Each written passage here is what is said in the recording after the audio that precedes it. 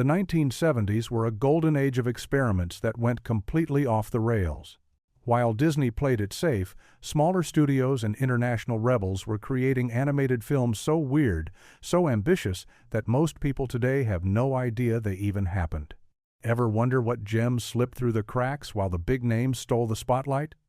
Stick around, because these forgotten features will make you rethink everything you thought you knew about animation. 1001 Nights, 1974. Imagine if the Arabian Nights stories were turned into a swirling dream of color, jazz, and surreal characters. That's exactly what Osamu Tezuka, often called the god of manga, created with 1001 Nights. This Japanese feature wasn't your typical fairy tale adaptation. It was an explosion of psychedelic imagery, playful humor, and daring storytelling that looked more like a fever dream than a bedtime story. Tezuka's approach was to take the classic tales of Aladdin, Sinbad, and Scheherazade and run them through a blender of 1970s pop culture. The result? Characters who looked like they stepped out of both ancient Persia and a modern Tokyo nightclub. The animation mixed lush hand-drawn backdrops with daring stylization, proving Tezuka wasn't afraid to bend traditions until they snapped. What's fascinating is that the movie wasn't made for mainstream family audiences. It was aimed at teens and adults, challenging the idea that animated features had to be safe, simple, or educational. The fluid movements, dazzling backgrounds, and chaotic storylines felt decades ahead of their time. In Japan, critics saw it as Tezuka announcing that animation could stand beside live action in creativity and ambition. Today, footage from the film still stuns with its sheer energy. It may not have hit big worldwide, but 1001 Nights paved the way for anime to experiment wildly with history and myth. Tezuka showed that animation could be both playful and profound, and that pushing the medium's limits could create something unforgettable. Belladonna of Sadness, 1973. This film looked less like a Saturday matinee and more like a moving gallery of paintings. Belladonna of Sadness was the work of Mushi Production, the same studio Tezuka had founded, but by this time they were chasing something radically different. The story, loosely inspired by French history, was told almost entirely through long, haunting still images that flowed together with eerie grace. Instead of constant character movement, the animators used watercolor illustrations that drifted, panned, and melted into each other. The result was hypnotic. Every frame looked like it could hang in an art museum. The soundtrack, a blend of folk and experimental rock, made the entire experience feel like stepping into a trance. In the 1970s, this was shocking. Most audiences expected bouncing characters, slapstick, or animal sidekicks. Instead, Belladonna offered long stretches of atmospheric silence, bold artistic choices, and themes that dealt with power, betrayal, and survival. It wasn't just a movie. It was a challenge to sit back, absorb the visuals, and let the mood carry you. For decades, the film was nearly forgotten, circulating only among animation students and underground fans. But in recent years, it's been rediscovered and praised as one of the most unique animated films ever produced. The film's bravery to reject commercial formulas and embrace a more painterly avant-garde style turned it into a cult legend. Belladonna of Sadness is proof that animation doesn't have to move quickly to move you deeply. It can stop time, paint emotions across the screen, and leave you haunted long after the credits roll. Little Nemo, 1978. Long before the late 80s version hit the screen, Japan attempted its own adaptation of Winsor McCay's legendary comic strip. The 1978 Little Nemo project was ambitious but plagued by delays and disagreements. What survived was a rare, surreal film that captured some of McCay's dreamlike quality while adding its own strange spin. The character of Nemo travels through the fantastical slumberland, encountering bizarre landscapes that shift like puzzles and creatures that defy explanation. Unlike the later version that leaned on polished family adventure, this earlier attempt was rougher, stranger, and more experimental. The animation sometimes shifted between styles, as if the film itself were dreaming alongside Nemo.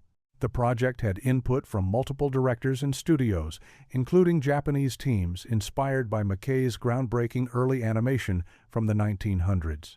While it didn't become a mainstream hit, it served as a testing ground for ideas that would influence later anime and fantasy films. Its fragmented story structure mirrored the unpredictable nature of dreams, sometimes whimsical, sometimes nightmarish.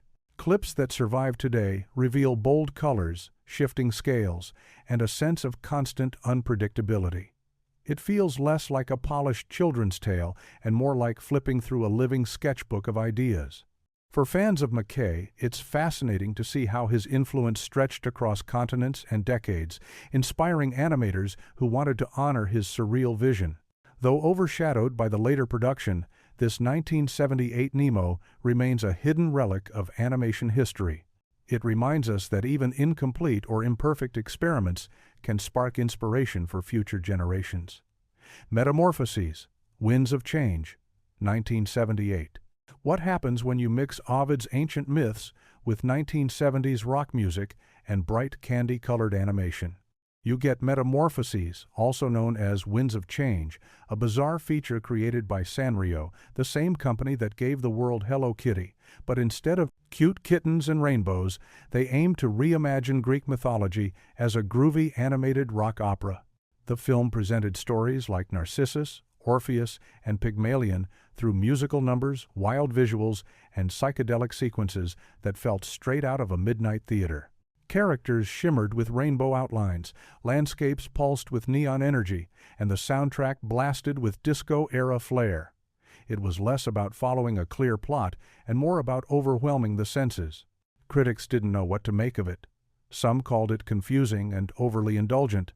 Others admired its sheer audacity to take classical literature and spin it into a kaleidoscope of colors and rhythms. It wasn't made to compete with Disney. It was made to stand apart, appealing to teens and college crowds who wanted something different from Saturday morning cartoons. The legacy of Metamorphoses lies in its boldness. Even though it wasn't a commercial hit, it showed that Sanrio wasn't just about cute mascots. They were willing to risk big, break molds, and test how far animation could go as a sensory experience. Watching it today, you can't help but marvel at its strangeness. It's messy, yes, but it's also a perfect time capsule of the late 70s, when even Greek gods could groove to the beat of disco. The Mouse and His Child, 1977. Rankin divided by Bass, the studio behind holiday TV specials like Rudolph the Red-Nosed Reindeer, shocked audiences when they released The Mouse and His Child. Instead of jolly reindeer or singing snowmen, this feature told a surprisingly dark and emotional story about two wind-up toy mice searching for freedom and family. The film begins with the father and child mice being sold as a pair, forever joined by their wind-up mechanism. When they're discarded, they set out on a journey across a harsh world of broken toys, scavengers, and danger. Unlike most children's animation of the time, the story didn't sugarcoat the hardships. It dealt directly with themes of abandonment, survival, and resilience. The animation style carried the recognizable Rankin divided by Bass charm, but the tone was heavier, at times even somber. Critics noted that the movie seemed aimed as much at adults as it was at kids. Its willingness to explore loss and struggle made it stand out in a decade filled with cheerful animal characters. What's remarkable is how much heart the story still carried. The bond between the father and child characters provided warmth amid the bleakness. Their determination to keep going struck a chord with viewers who expected only light-hearted adventures. While it didn't achieve blockbuster success, The Mouse and His Child built a reputation as one of Rankin divided by Bass's boldest projects. For many who saw it, the movie left a lasting impression, proving that animation could tell emotionally powerful stories without avoiding the tough parts of life. It was a reminder that even toy mice could carry the weight of very human struggles. Shinbone Alley, 1970.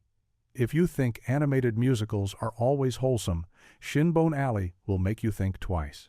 Based on the Archie and Mehitabel poems by Don Marquis, this unusual feature turned a cockroach poet and his alley cat friend into the stars of a full-blown Broadway-style cartoon. Yes, you heard that right.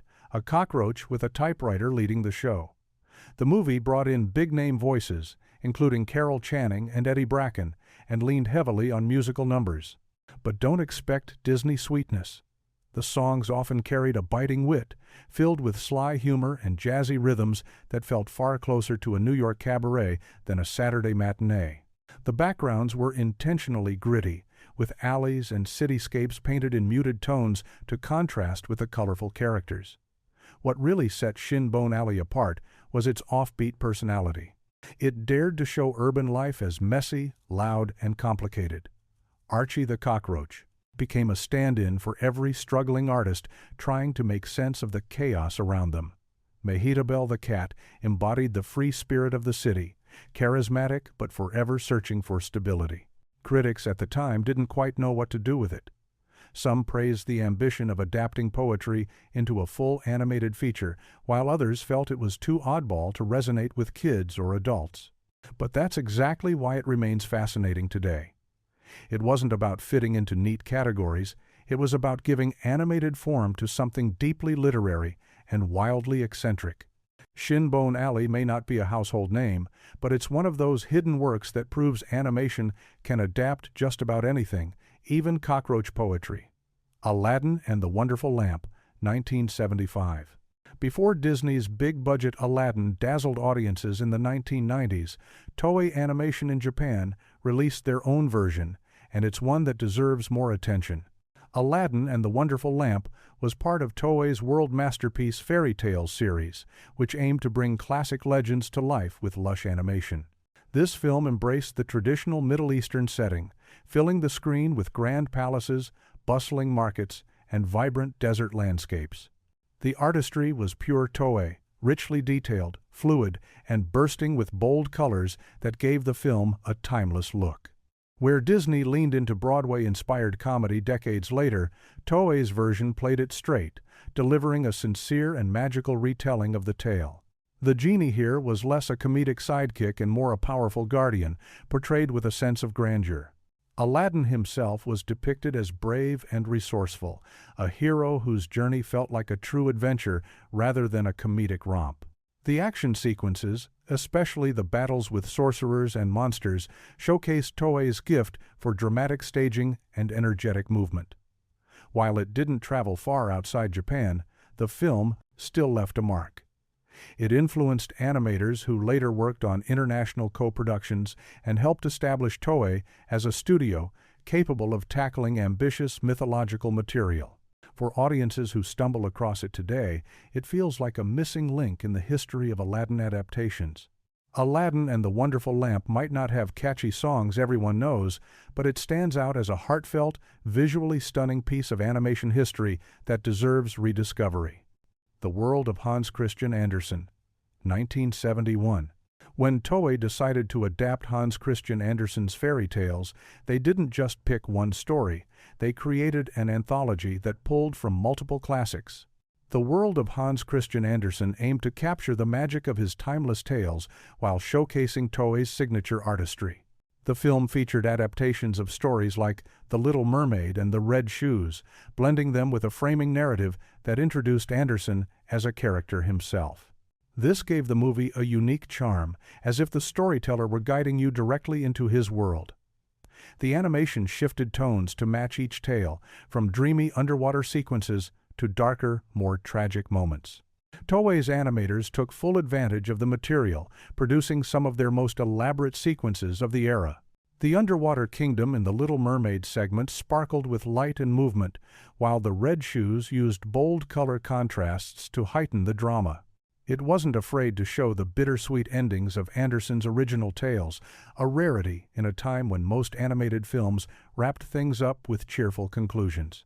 While the movie didn't receive wide distribution outside Japan, it earned respect from those who did see it for staying faithful to the emotional weight of Andersen's stories. For fans of fairy tales, it's a striking example of how Japanese animation approached Western literature with sincerity and artistry.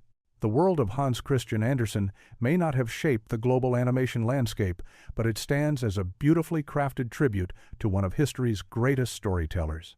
A Journey Through Fairyland, 1978. If Disney had ever made a full-length animated film dedicated entirely to flowers, it might have looked a little like Toei's A Journey Through Fairyland. But this feature took that concept and gave it its own whimsical, Japanese spin. The story follows a boy who loves flowers more than anything, often to the frustration of those around him. When he falls asleep, he enters a dreamlike world where flowers come alive, dance, and guide him through magical adventures. The plot may sound simple, but the execution turned it into a visually enchanting experience. The animators lavished attention on the flower designs, giving each bloom its own personality. Fields shifted into waves of color, petals shimmered like fabric, and entire sequences unfolded like animated ballets. The musical score elevated the visuals even further, turning the movie into something closer to an operatic fantasy than a standard cartoon. Though gentle and lyrical, the film also carried deeper themes. It suggested that imagination and creativity, no matter how misunderstood in the real world, had the power to transform lives. The boy's connection to flowers became a metaphor for embracing what makes you unique, even if others don't see its value. Like many of Toei's projects in the 70s, A Journey Through Fairyland didn't get broad exposure outside Japan, but those who have discovered it often describe it as a hidden masterpiece, a film that proves animation can be delicate, poetic, and deeply moving. It may not have made headlines, but it blossomed quietly into one of the decade's most beautiful treasures. Gulliver's Travels, Beyond the Moon, 1970s. Most people think they know Gulliver's Travels as a tale of tiny people and giant adventures. But in the 1960s, Toei took the story in a wildly different direction, into outer space. By the time it was re-released in the 1970s, Gulliver's Travels Beyond the Moon felt like a hidden gem waiting to be rediscovered. Instead of Lilliput, this Gulliver joins a group of children and a talking dog on a journey that takes them to distant planets. The story mixes fairy tale elements with science fiction, creating a hybrid that looks like part space opera, part fantasy fable. Robots march in formation, alien landscapes stretch across the screen, and Gulliver finds himself in a universe far beyond Jonathan Swift's satirical novel. The animation had that classic Toei sheen, bright colors, fluid movement, and ambitious background art that dared to imagine futuristic cities and interstellar battles.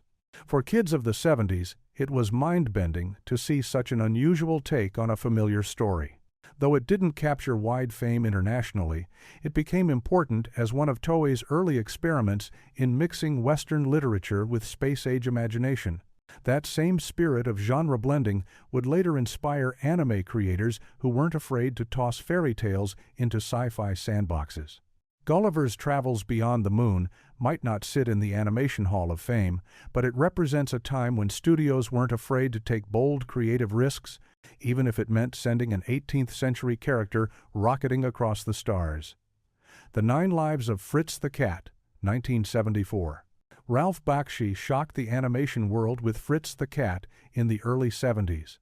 But when the sequel, The 9 Lives of Fritz the Cat, arrived, Bakshi had already walked away from the project.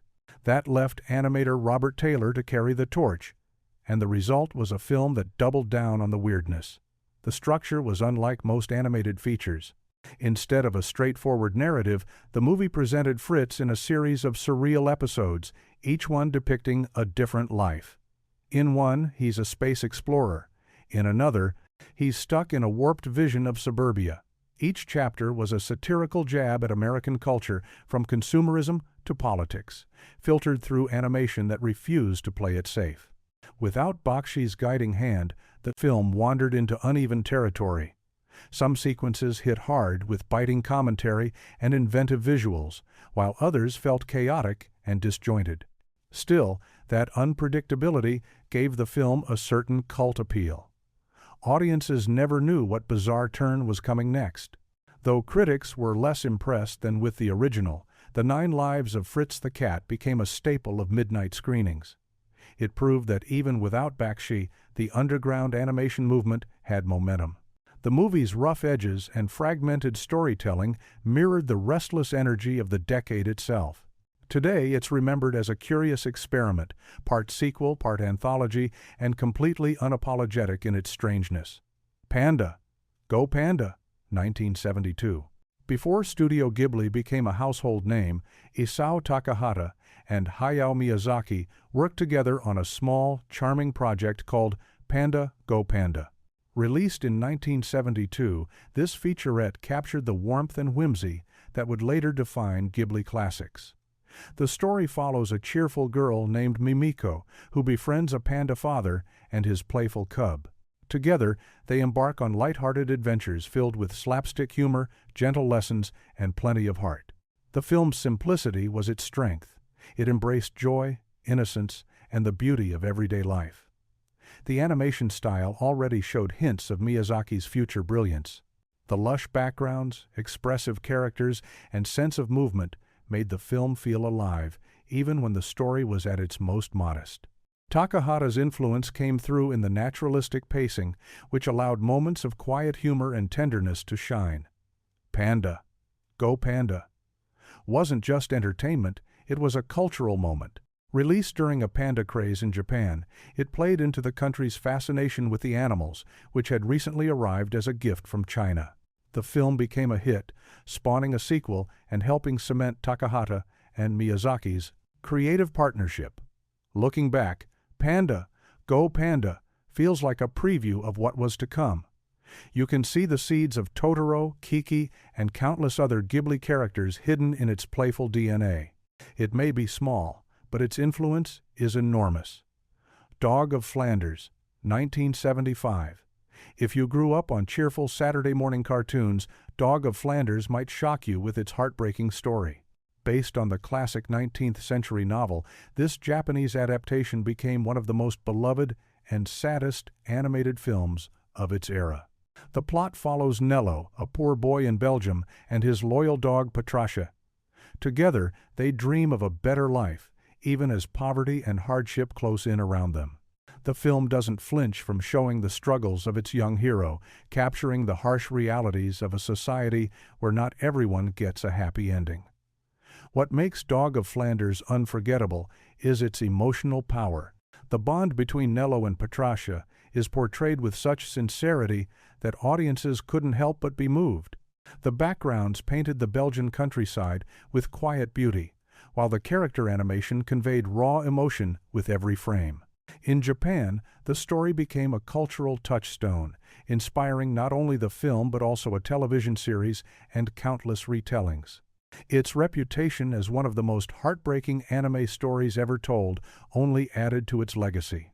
Though lesser known internationally, Dog of Flanders proves that animation can deliver emotional weight just as effectively as live action. It's a reminder that even simple tales about loyalty and struggle can leave audiences deeply moved. Jack and the Beanstalk, 1974. When Toei Animation decided to tackle Jack and the Beanstalk, they didn't just follow the traditional English fairy tale. They reimagined it as a full musical adventure filled with psychedelic flourishes and over-the-top fantasy sequences. The result was one of the most unusual takes on the story ever put to film. Jack begins his journey in familiar fashion, trading a cow for magic beans. But once the beanstalk sprouts, the movie leaps into wild territory. The giant's castle isn't just a gloomy fortress, it's a kaleidoscope of bizarre designs and singing side characters. Entire sequences play out like colorful stage musicals, with characters breaking into elaborate song and dance routines. The animation style leaned heavily on bright colors and exaggerated motion, making even simple scenes burst with energy. The giant himself was depicted with both menace and comic flair, giving the story a tone that shifted constantly between lighthearted fun and genuine suspense. While not as polished as Toei's later classics, Jack and the Beanstalk stood out for its willingness to experiment. It wasn't content to simply retell an old story, it wanted to make it bigger, stranger, and unforgettable. For audiences who caught it, the film became a cult favorite, remembered for its catchy tunes and bold visual choices. It may not be the version of Jack most people know, but it's certainly one they won't forget once they've seen it. So there you have it, 15 animated features from the 1970s that slipped through the cracks, Yet each one proves that the decade was bursting with imagination. From flower ballets to Cosmic Gulliver, these films remind us that animation has never been afraid to get weird, daring, or heartbreakingly human. Which of these hidden gems surprised you the most? Drop your thoughts in the comments, hit like if you enjoyed the journey, and don't forget to subscribe for more deep dives into forgotten treasures.